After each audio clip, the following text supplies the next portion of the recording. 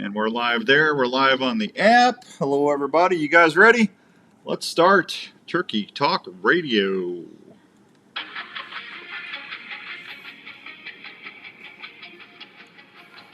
I grab a quiver and my bow.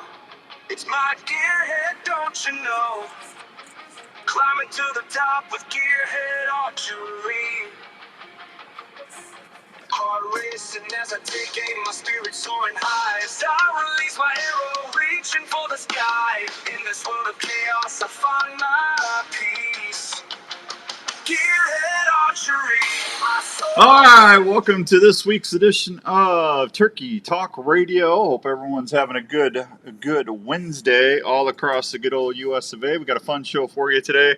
Going to be talking with the man, the myth, the legend, my buddy, little Pillip Vanderpool. I can't call him what I used to call him because I don't even know what the guy's name is, but apparently somebody messed up big time, and I can't call him what I used to call him because it's similar and people think, well, don't do that, so we're not going to do that. Let me give Pillip a call. The show is brought to you in part by our good friends out at Rupert's Roost and Peace, Turkey Calls, Game Hide Clothing, Sportsman's Warehouse, Flex Fletch, Pure Whitetail, and of course my buddy Skippy at Gearhead Archery. Let me give Pillip a call here, and we'll get him on here for you, and we'll start going, huh? How about that? Yeah. What are you doing there, buddy?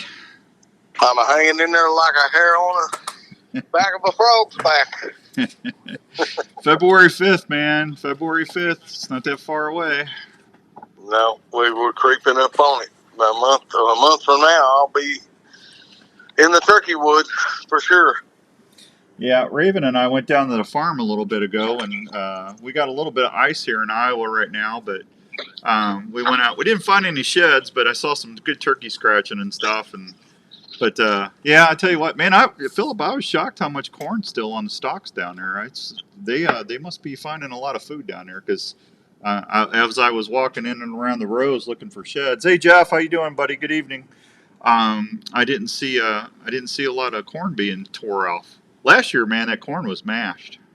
Yeah, right. Well, I think there was, all the neighbors seemed like they had corn down there this year too, and I seen a lot of deer on the neighbors, on the cut corn. And of course, there was a lot of corn on our side too, my friend, that was cut. There was quite a bit on the ground. Yeah. Still out there. Yeah. Well, there's enough food for the turks and the deer and everything else, so we don't have to worry about having food down there for turkey season. That's for sure. So they'd be in there on standing beans probably, or nothing else. Yeah. Still. No, I would imagine. So I thought we'd talk a little bit about how to read toms. You've been turkey hunting for a long, long time. I think this is my 30th year turkey hunting. So yeah, I know you've been doing it longer than I have, but I know you've taken more birds. Greg, how you doing, buddy, on the East Coast? Rick Seeker in Missouri or Illinois or Iowa, wherever you're at tonight. Good luck or good. Thanks for checking in. Rick's all over the place. Let's, I was talking about this last week or on Saturday. I can't remember which one, but we were talking a little bit about, when I first started, a lot of the mistakes I made when I first started was I was calling too long, too loud, too often. My calls weren't crisp. But I think the biggest two things I was doing, I was calling at the wrong times and I was calling too often. And if you can get past that, things get a lot easier for you, don't they? Well, I think so. Obviously, part of the season, a lot of times you're going to get those younger, especially 2-year-olds, they're responding and they're kind of still in those little groups and stuff there. And they're, for the most part, they're the easier turkeys to work for the most part, you start getting in them 4 or 5-year-old turkeys that's been there and done that. And obviously they're for the little gobbers and stuff, and they're going to be a little harder to play with. That's where you got to be where the hens going to bring him to you. Yeah. I learned early after about the first 4 or 5 seasons. Hey, Chris, how you doing, buddy? Chris DeMont said hi, Philip. Oh, yeah, man, he's a good dude. Hey, Chris, buddy, hope to see you soon. Yeah, Chris is a good guy. I learned a long time ago, if you can get between where they're roosting and where they're going, that saves you a lot of stress and can really help you in your hunting success go way up. 90% of that is if you get in between where they're at and where they want to go, and you can get in between there and work your magic. It's going to make your job a whole lot easier getting that old sad daddy long beard. Yeah, that's for sure. Turkeys. I mean, every turkey. You and I have talked about this. Donovan's really good at it. Larry Mack, Ron. Paul, Ron. Everybody. A lot of. I mean, a lot of people that we know are really good at reading turkeys. But every bird's different. And and it's just you really just got to see. And I tell this all the time, and I think people don't believe it, but I don't know how many times I've called you, hey, this turkey's doing this, what do you think? And we all bounce stuff over on each other when they're not acting the way they think, because every bird, a turkey can frustrate you more than anything. I'm just telling you, it's amazing. An animal has got a brain the size of a pea. AJ, how's it going, buddy? Good to see you. Scotty in Oklahoma, good to see you too. Thanks for everybody. How an animal with the brain the size of a pea can drive you that nuts. They can, buddy. I'll tell you what, they can make you lose some sleepless nights too. But that's what makes it so fun when it's all said and done. Yeah. If it was easy and you went out and shot one every time you went out, come on, man, we wouldn't enjoy it near as much. It's about the thrill, the chase, the excitement we get out of them, and frankly, once you pull the trigger or shoot him with a bow or a shotgun or whatever, man, that fun's over. Yeah. But like you say, we all want to do good and have success, but boy, when they make you earn it, you really do appreciate that old gobbler that much more, Yeah, because I don't know how many years, you go out and, it's nice when you can get one the first day out or second day out, but there's times, I know when Jeff and I were doing Outdoors Traditions, he was trying to get his Eastern for his slam on his farm, and Jeff's got some of the best hunting property in the state. Jordan, you've been out there. And it took him to the second to last day to get his bird. You just never know how they're going to react. And I guess the biggest thing is just try to keep you try to read how hot they are. If you can see them, you can see them when they pop in a strut. But if you're set up and you can't go chase after them, Phillip, that's really when the chess match or the checkers start coming out, because in nature, he wants that hen to go to him, and if you get an older bird, that can really be a challenge, can it? Oh, absolutely. It's I can't tell you how many times over the years that we've all ran into that. And I'll tell you, when you can't move, and of course we're always videoing everything we do, and it makes it tough, especially when you're self videoing. Yeah. Like we do a lot, but. I don't know, there's just so many variables, that works on. The one thing I can say is, the setups are 90% of it, but getting there where you can get in position and, playing the terrain and getting in there. And honestly, the closer you can get without bumping him now, the better odds you're going to have. If you can cut that distance and, you don't have creeks to cross and trees and down timber and things like that, to be an obstruction, between you and them, it makes all the difference in the world with your setups. Yeah, I'm glad you said that. If we got some first-time turkey hunters listening in tonight, or if you've only been out a few times, what he just said, there's a lot of wisdom in that, because try when you do your setups, when you do your scouting, you find out where the birds are scratching, where they're roosting. Jeff said he was in Iowa over the weekend. He saw over 36 turkeys in his hunting. Cool. That's good, Jeff. You bet. You really don't want to set up, if you know where they're roosting at, you try to set up where you don't have a fence or a creek in between where you and the bird are, because if you do that, Phillip, that really hurts your hunt, doesn't it? Oh, absolutely. It can make all the difference in the world from getting to you. Yeah. Especially Eastern turkeys. Yeah. Easterns are the worst. Your Rios and Merriams, you might get away with a little bit more on that Gould. even the Osceola sometimes. But you've got to play the terrain and think outside the box there. And, early season, you don't have the cover and stuff, so you got to get in there early and get a good setup and be the first. I want to be the first one that old gobbler hears. I like to reach out and maybe give him some soft tree calls or whatever. I get him to gobble, then hey, he knows where he at. Wait till he hits the ground. Yeah. A lot of times I don't, just depending on the situation.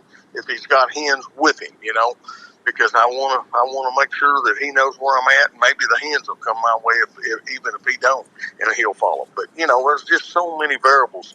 But the setup on a turkey is the most critical thing in the world. Is getting a good setup on that gobbler and getting where he in an area where he'll come to you, and not have the obstacles in the way. Yeah. Now I don't.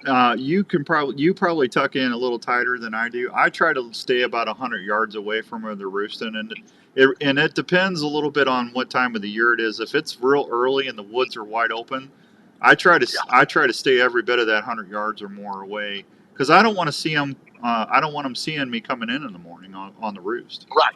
That's why you got to get in early season, especially. You got to get in there pretty early because you ain't got a lot of cover, and you're probably right. That 100-yard buffer, give or take, playing playing the terrain and also the position of where the sun's going to come up can make a difference too. You don't really, if you can, you don't want to sit up where that sun just pops up right in your eyes. You'd rather it be in the gobbler's eyes. Yeah.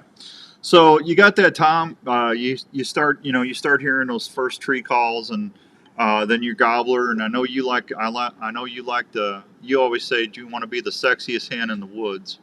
Absolutely. When he flies down and he's got hens with him, they'll gobble. They'll 9 times out of 10 they'll gobble, and then when they hit, that's when they go quiet. You know that they've got hens with them. Yeah, a lot of times that's for sure, and especially, and then when you do you're sitting there a little while and he's not moved any. Yeah. He either is waiting on the hens to get right to him there, or they're starting to, turkeys are starting to come to him and stuff like that. You can kind of tell when they're moving much, and stuff there. And a lot of times you may have to change a little bit of position, but pay attention where he's at and let him gobble or something to let you know that he is close like that. But if you suspect he's got other turkeys, man, you're going to have to probably hold your ground because the other one's going to bust you more so than him. Yeah. Hey, Daryl in Oklahoma, good to see you, buddy. Richard, good to see you too. And hey, Richard, you just got to send me a screenshot of a show you're listening to Monday through Friday on the app. If you do that, I'll put you in the drawing, and you'll have a chance of winning those knives, buddy. But that's all you got to do is just send me make sure you get on the app and listen to a show, and just take a screenshot of the show logo and email it to me. It's easy peasy. Phil, if you got them out there gobbling and they answer you every time, my thing is after a while, I'll just put my calls down, and I want him to get either mad or curious and come in. But I'm not the caller that you or Donovan or Larry and you guys are better callers, and I've always said I'm an average caller at best. And but see, if you keep calling at him, and that Tom is not coming, eventually he's going to get what? He's going to get tired of it and walk off. Well, yeah, I mean, and I've always said, if say you're just doing plain yelping, now I like to put, and I told you this 1,000 times, I want to be the sexiest hen. I want to put a little personality in my call. I don't want to be monotone. Yeah. I want to put a little, but if he's gobbling to that, and he gobbles, just kind of sit there and hold your ground to see what he's going to do. Let him make up his mind if he's going to come to you, and then you can tell if he's moving, and then if he's not moving, go to another call. Try something. Try a different tactic there. Scratching in the leaves, maybe, or depending on his distance. But maybe try if you're using a mouth call or a box call or a slate or a glass call. Try a different call, maybe a different sound, and that may be all it is. change your sequence up a little bit. Go from maybe some plain yelps to clucking a purr, or or maybe just a little bit of an excited yelp. You know how they'll do sometimes that they just just something. And if he gobbles to that, hey, just hold your ground and have patience, man. Don't. I'm gonna tell you right now, I kill more of my turkeys way after up in the mornings than I do right off the limb. Yeah, that 10 to 2 corridor, that's where I've probably taken 90% of my birds. I mean, they get done breeding the ones they're with, and they get a little more receptive. But let's we got a couple things. When you start out yelping at them and they answer you a few times, and they just aren't coming in, I try to switch over to cutting or excited yelping. Can you explain the difference between excited yelping and cutting? Well, exciting yelping is just just kind of like I was saying. You're putting a little bit of personality. She's getting anxious and she's excited and she's yelping. Now that cutting, that's a whole different ballgame.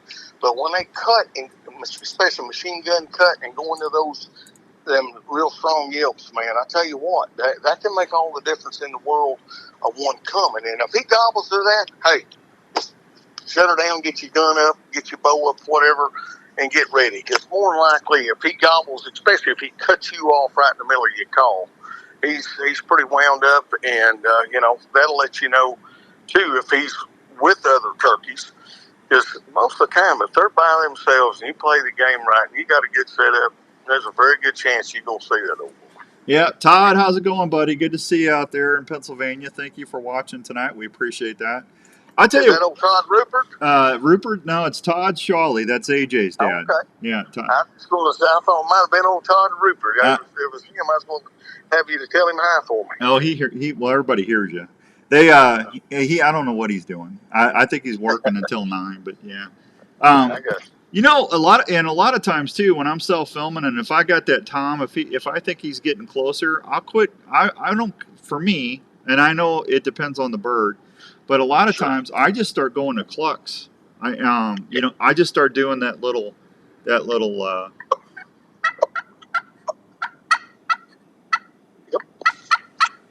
And I quit yelping. And that, when I started doing that a couple years ago, boy, when you start hearing that spitting and drumming, you just put your call down and get ready to shoot. Oh, yeah. You hear spitting and drumming, you better be paying attention. Yeah. For sure.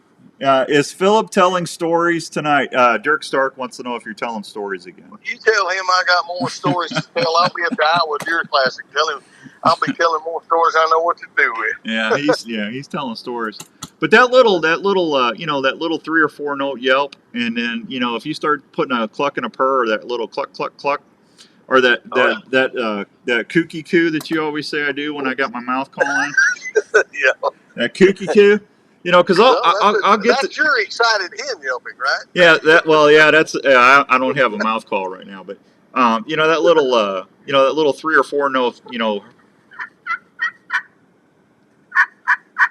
and then and then just change it up and just do the.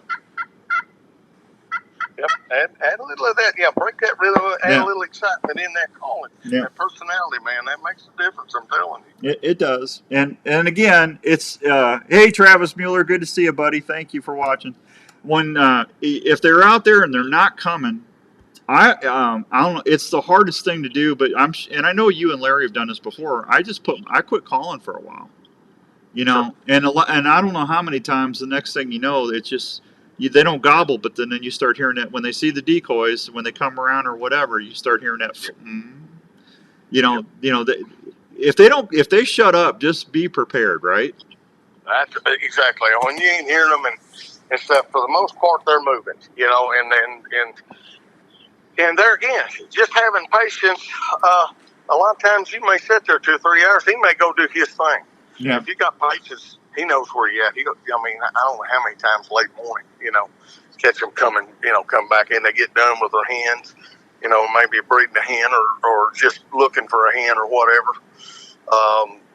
Who knows a lot of times why they do what they do, but I can't tell you how many times just by having that patience, especially if you can't get up and move. I mean, I'm going to tell you right now, I love running and gunning when I can. It's just harder to get good video footage that way, for the most part, especially unless you've got somebody with you, a good cameraman. And me and you, I tell you what, we're so set in our ways, we can't keep a good cameraman to run with us. Yeah. Well, I just can't afford them anymore. That's well, that's the same way here, yeah. And I love the challenge of self-video, and I love that as much as I do shoot the deer or the turkey that I'm after, Yeah, if I got the ND filter set right and I got and I'm not soft, I'm happy with it.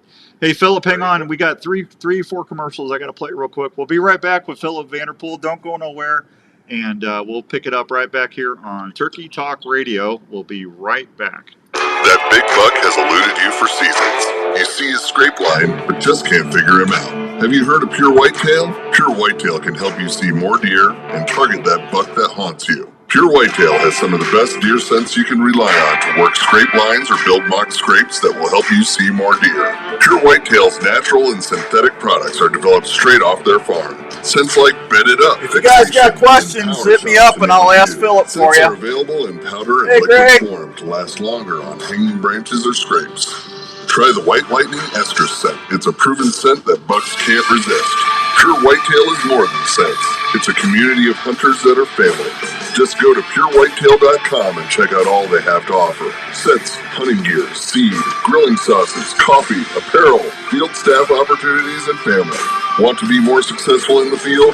Go to purewhitetail.com or look them up on Facebook. If you love to hunt, join the Pure Whitetail family today.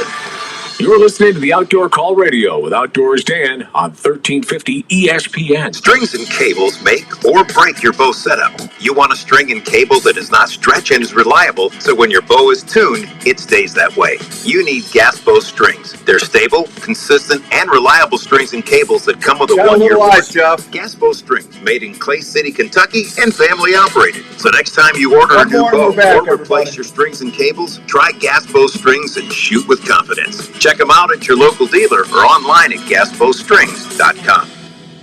Have you ever been out hunting and starting to do the hard work of breaking down that game you just tagged, only to have your knife fail after you just tried to take the hide off to quarter the animal? Well, let me tell you about a knife that will never let that happen to you. That's Weeby Knives. It's quickly becoming the go-to outdoor knife in the industry. Hey, it's Outdoors Day, and I want to tell you about the most functional set of outdoor knives I've came across in a while, Weeby Knives. Have trouble keeping an edge on a knife? Go check out WeebyKnives.com. Replaceable scalpel blades that make sure you always have a sharp knife in the field. I have a Weeby knife in my tackle box and my backpack. That way I know I'm covered no matter what job I need to do, and it's going to be done the right way.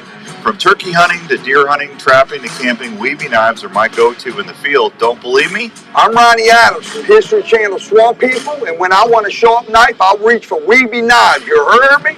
Weeby Knives, wicked sharp, my baby. Now that's a knife. Get yours at WeebyKnives.com and tell them Outdoors Dan sent you.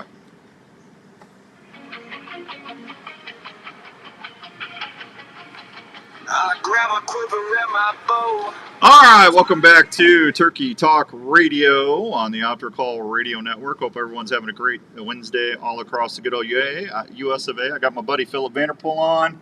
Good evening, Blaze. Hoyt, how you doing, buddy? What is your early season decoy setup? Jeff wants to know, Phillip. My early season decoy, I don't use usually a whole lot of decoys, but I mean, obviously, I like a Jake and a hen.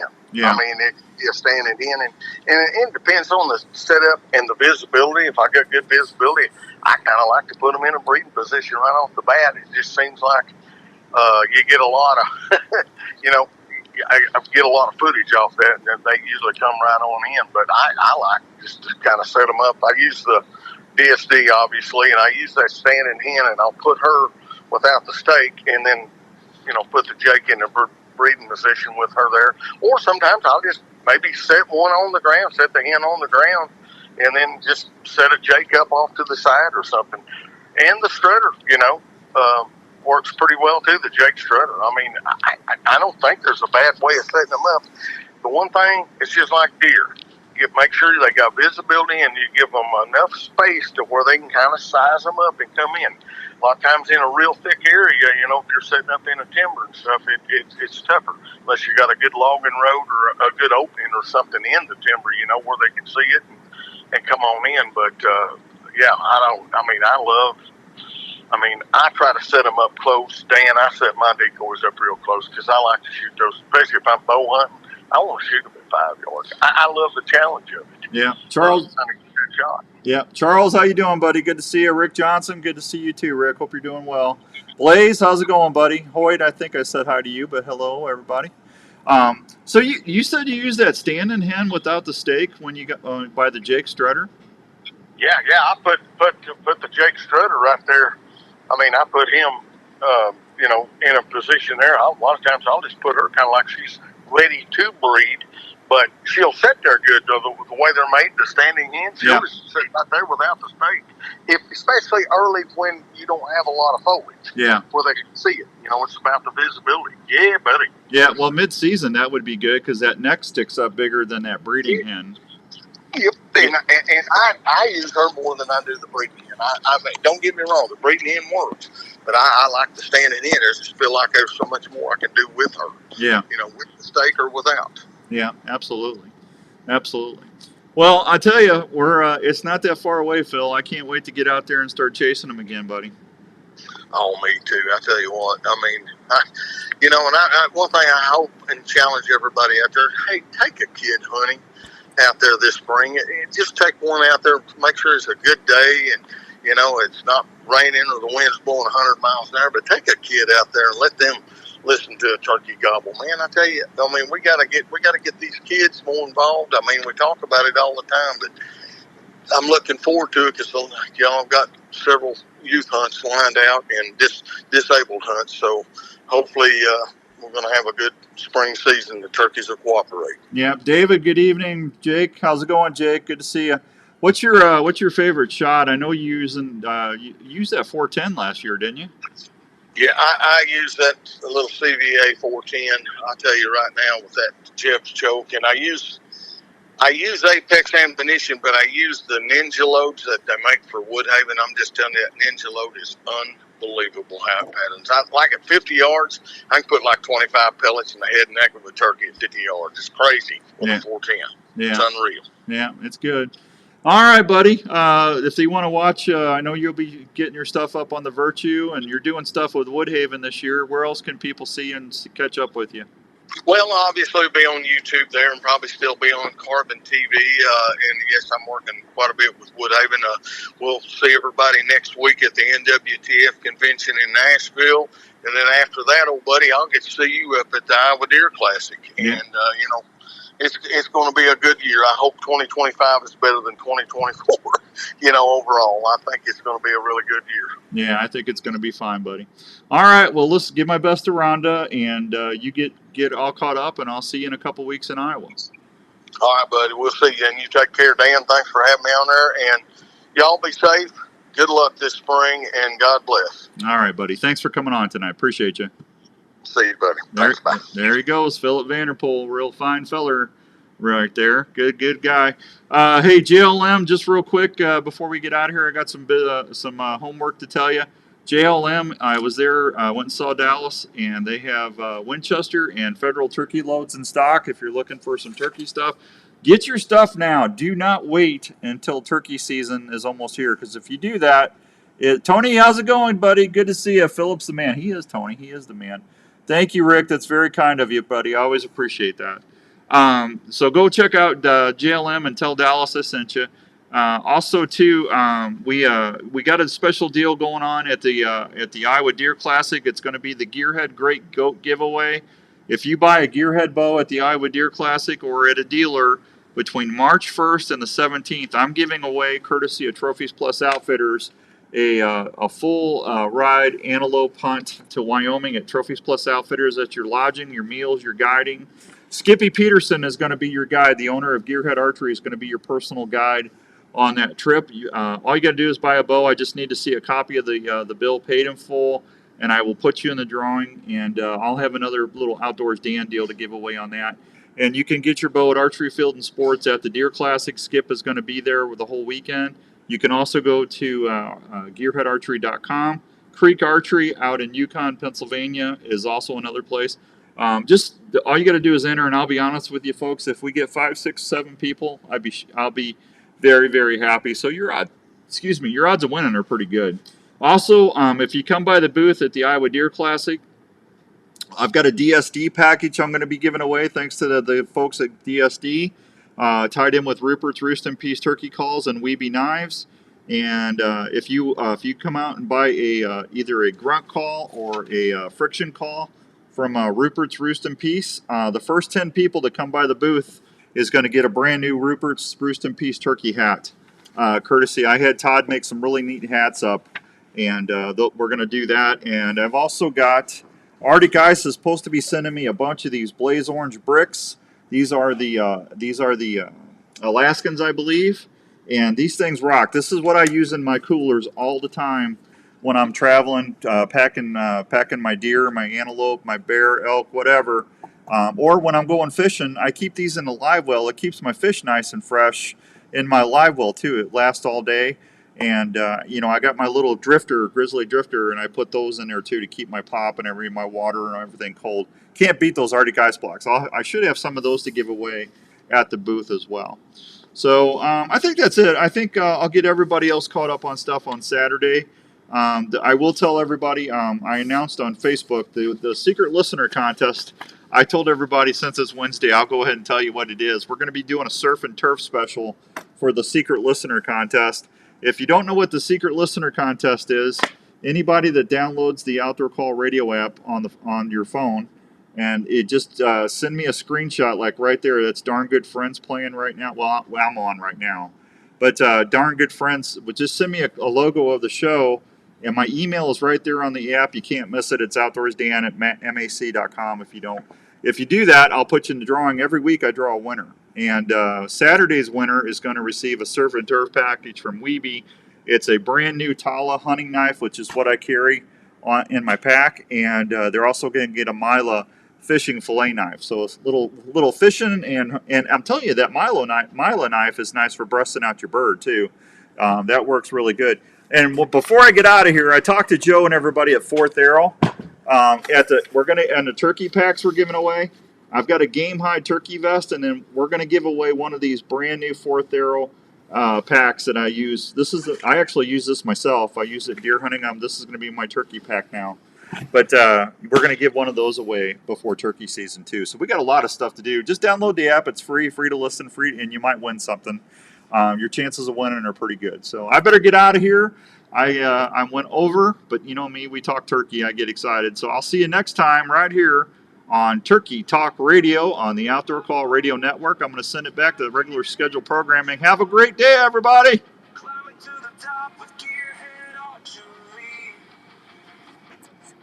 Heart racing as I take aim, my spirit.